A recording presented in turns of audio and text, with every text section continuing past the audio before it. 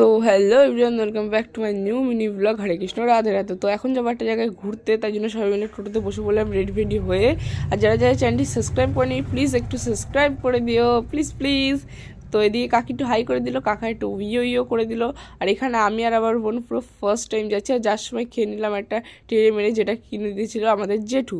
তো যেতে যেতে দেখলাম কত ফুল, দেখো এখানে চাষ হচ্ছে।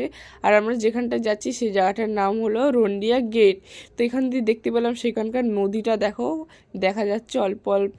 আর এখানটায় এসে দেখলাম যে মরা পোড়ানো হচ্ছে।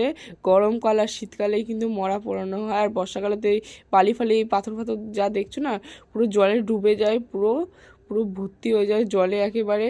আর এই যে এই জায়গাটা দেখতে পাচ্ছ না, এখানকার বান আর কালো কালো দাগ দেখতে পাচ্ছ, অত অবধি নাকি জল চলে যায়। আর ওই পাশেও নাকি জল চলে যায় কখনো কখনো। আর এই জায়গাটা পুরো দীঘার মতো লাগলো অনেকটা আমার। দীঘার ছোটো ভাই যাকে বলে, এটা হলো আরেকটা বান নাকি, আমি যত যাই না, যতটুকুই জানি ততটুকুই বললাম।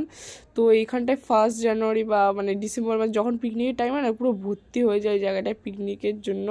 তো এইটা হলো সেখানকার গেটটা। আর এই দেখো দেখতেই পাচ্ছ, ওইদিকে দেখলাম একটা কবরস্থান আছে। আবার সূর্যটা দেখো কত সুন্দর লাগছে। আর এইখানে এই জলটা দেখতে পাচ্ছেন, এখানে নাকি ওই পাশ দিয়ে এই পাশে অনেকে হেঁটে আসে, বাট এর নিচে পুরো সবুজ সবুজ, ওইগুলো পুরো শ্যাওলা। কী করে হেঁটে আসে আমি বুঝতেই পারছি না। তারপর বাড়ি চলে এসেছি। থ্যাংকস।